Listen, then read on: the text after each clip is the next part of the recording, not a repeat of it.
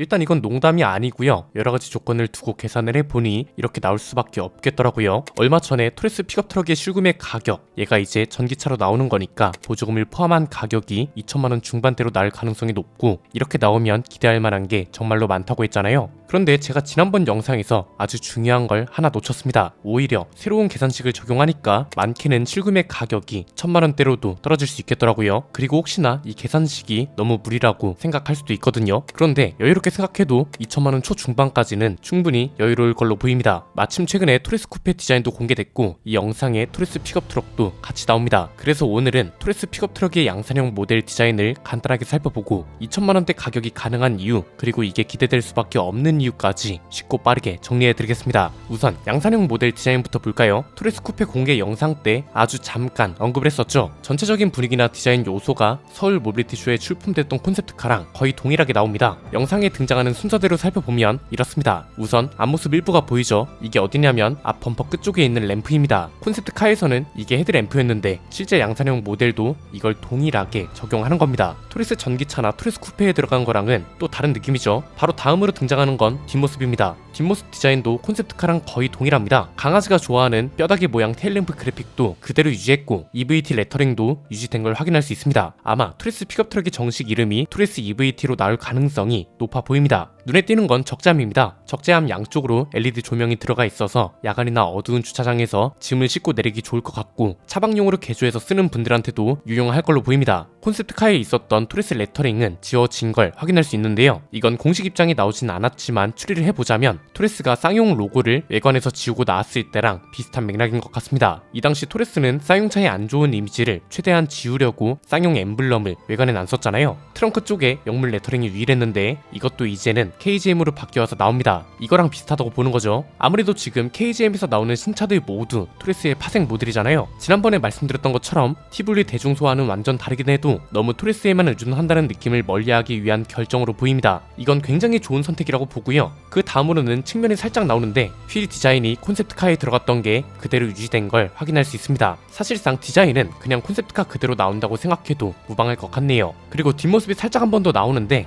이건 콘셉트카에서는 눈치챌 수 없었던 거죠. 콘셉트카도 범퍼 쪽에 이렇게 건곤 감리 패턴하고 이걸 흰색 선이 감싸는 걸 확인할 수 있는데, 이게 알고 보니 테일램프 역할도 했던 거죠. 위치를 봐선 브레이크 등일 것 같진 않고요. 미등 역할을 하는 걸로 보입니다. 아마 뼈다귀 모양 테일램프랑 범퍼에 있는 이 램프가 계속 들어와 있는 거겠죠. 아니면 주간 주행등 역할만 할 수도 있고요. 마지막 장면에선 정측면이 보입니다. 전면부 디자인은 콘셉트카랑 아주 살짝 다른 게 있습니다. 콘셉트카는 일자형 헤드램프 아랫부분을 회색으로 마감해서 3톤 컬러했단 말이죠. 그런데 양산형 모델은 이 부분이 차체 색깔과 동일하게 들어가고 스키드 플레이트랑 하단 범퍼 쪽만 회색으로 마감된 걸 확인할 수 있습니다. 빨간색 브레이크 캘리퍼도 유지된 걸 확인할 수 있었는데 이건 옵션으로 들어가지 않을까 싶네요. 사실상 디자인은 콘셉트카를 거의 그대로 갖다 놨고 기능적인 부분들에서만 살짝 차이를 보일 겁니다. 이거랑 관련된 내용은 따로 자세히 다뤄드리겠습니다. 가격 얘기로 넘어가 볼까요? 토레스 픽업 트럭의 실구매 가격은 2천만원대로 나올 거다. 이 주장의 근거는 뭐였나요? 간단합니다. 우리나라의 전기차 보조금과 KGM의 가격 구조였습니다. 그런데 여기서 살짝 빠진 게 몇 가지 있었습니다. 일단 렉스턴 라인업은 토레스보다 훨씬 비싼 차잖아요. 그래서 렉스턴과 렉스턴 스포츠 사이에 15%라는 가격 차이가 발생할 수 있습니다. 그런데 이거보다 저렴한 토레스 라인업에서는 15% 차이까지는 무리일 수 있단 말이죠. 그래서 이것 때문에 2천만원대 가격이 불가능하지 않을까 싶던 찰나에 아주 중요한 사실을 하나 발견했습니다. 오히려 2천만원대 주장을 훨씬 확실하게 할 수 있게 됐는데요.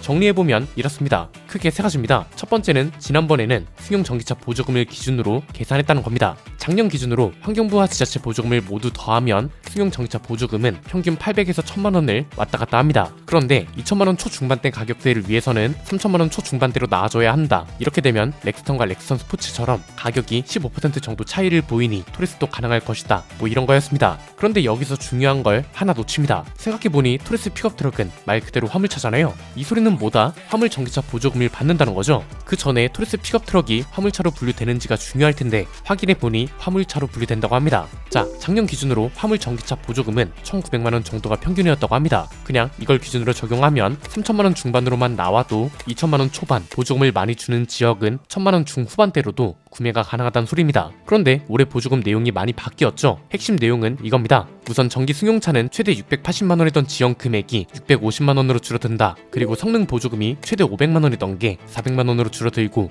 여기에 사후 관리 개수라는 게 추가됐습니다. 이게 이제 재활용성 같은 걸 따지는 거고 이 숫자에 따라서 최악의 경우에는 400만원을 못 받게 되는 거죠. 그리고 OBD 장치를 달면 배터리 안전 보조금 20만원이 추가로 지원되고 사후 보증 지원비가 30만원이 붙습니다. 전기 승용차 보조금 변화에 따른 여파는 다른 영상에서 자세히 다뤄보도록 하고요. 전기 화물차 보조금도 마찬가지입니다. 일단 최대 지원 금액은 1200만원이던 게 1100만원으로 떨어졌습니다. 그냥 최악의 경우로 생각해보자고요. 토레스 전기차가 배터리 차등 개수 수치가 안 좋아서 성능 보조금 400만원을 아예 못 받게 됐다고 가정해보겠습니다. 이렇게 되면 중앙정부 보조금이 700만원, 지자체 보조금까지 생각하면 평균 900만원 정도가 나올 겁니다. 아주 최악의 상황으로 가정해도 차 가격이 3천만원 중반으로만 나와줘도 2천만원대 실구매 가격은 여유롭게 나온다는 거죠. 그래서 실구매가 2천만원대는 거의 확정이라고 봐도 되지 않을까 싶고요. 이건 어디까지나 최악의 상황으로 가정한 거잖아요. 만약 성능 보조금도 잘 받고 지자체 보조금도 잘 받으면 1000만원대라는 환상적인 가격도 충분히 가능할 수 있을 걸로 보입니다. 두 번째는 다른 때는 몰라도 올해는 특히 이 가격이 굉장히 중요할 거란 겁니다. 왜냐면 올해 전까지만 해도 가격이 저렴하면 가성비가 좋구나 이 정도였습니다. 그런데 이제는 이걸 넘어서 전기차 시장의 가격 정상화를 선도하는구나 이렇게 통하기 시작했습니다. 거창하게 전세계 시장 단위로 안 봐도 됩니다. 어차피 KGM한테 중요한 건 한국 시장이기 때문에 여기만 봐도 가능성은 충분합니다. 왜냐면 한국 시장은 지금 가격으로 승부를 보기가 굉장히 좋은 조건이거든요. 전기차가 일단 주춤하고요. 팔리고 있는 전기차도 죄다 비쌉니다. 경차인 레이 전기차도 2천만원대니까요. 즉 가격 정상화를 적극적으로 하는 브랜드가 없는 상태란 거죠. 그리고 심지어 그나마 저렴하게 나올 거라던 차가 EV3부터 EV5입니다. 얘네가 순차적으로 출시된다고 했는데 EV4 출시가 미뤄진다고 하죠. 이 소리는 뭐다? 토레스 픽업 트럭 가격대는 사실상 비어있는 시장이란 겁니다. 우리나라 기준으로 하면 중형 픽업 트럭입니다. 미국으로 치면 소형 픽업 트럭이겠죠. 이런 차가 실구매 가격이 2천만원대라는 건 드디어 전기차와 내연기관차 사이의 가격 차이가 사라진다는 거고 그걸 한국에서는 최초로 토레스 픽업 트럭이 하게 된다는 거죠. 그래서 얘는 가격표 하나만으로 굉장히 많은 관심을 끌어모을 수 있기 때문에 그 어떤 차보다 가격이 중요하다는 거고요. 세 번째는 경쟁 상대가 없다는 것 또한 포인트입니다. 토레스 픽업 트럭을 언급하면서 기아 타스만을 경쟁 상대라고 하는 경우도 있더라고요. 그런데 이건 기아한테 너무 미안한 일 아닌가요? 타스만은 모하비 기반 픽업 트럭이라면서요. 모하비는 기아의 플래그십 SUV고요. 크기 같은 걸 따지면 당연히 렉스턴하고 붙여야 하는 게 맞는 건데 토레스랑 붙이는 건 좀 너무하지 않냐 이겁니다. 대형차와 중형차라는 큰 차이가 있고 이건 당연히 가격에서도 큰 차이를 보일 거란 말이죠. 만약 이런 예상을 다 깨고 타스만이 실구매 가격 2천만원대로 나오지 않는 이상 토레스 픽업 트럭은 경쟁 상대가 사실상 없다고 봐야 하는 겁니다. 올해 출시될 신차 중에 가장 중요한 차들이라고 봅니다. 토레스 쿠페는 얼마 전에 영상 먼저 올려드렸죠. 디자인부터 반응이 너무 좋은 상태고 토레스 픽업 트럭도 마찬가지로 반응이 좋았던 콘셉트카를 그대로 갖다 박아놓은 차라서 얘도 반응이 좋을 걸로 예상됩니다. 두 가지 공통점은 가격이 중요하다는 거 그리고 토레스 쿠페 출시 전까지 인포테인먼트 시스템 오류를 모두 잡아야 하는 것 뿐만 아니라 디자인과 UI도 완벽하게 개선되어서 나와야 한다는 거 이 세 가지만 지켜져도 두 차 모두 안 팔릴 이유는 없을 거라고 봅니다. 오늘 내용은 여기까지입니다. 내용이 유익하셨다면 구독과 좋아요 알림 설정 부탁드립니다. 지금까지 저는 안피디였습니다. 감사합니다.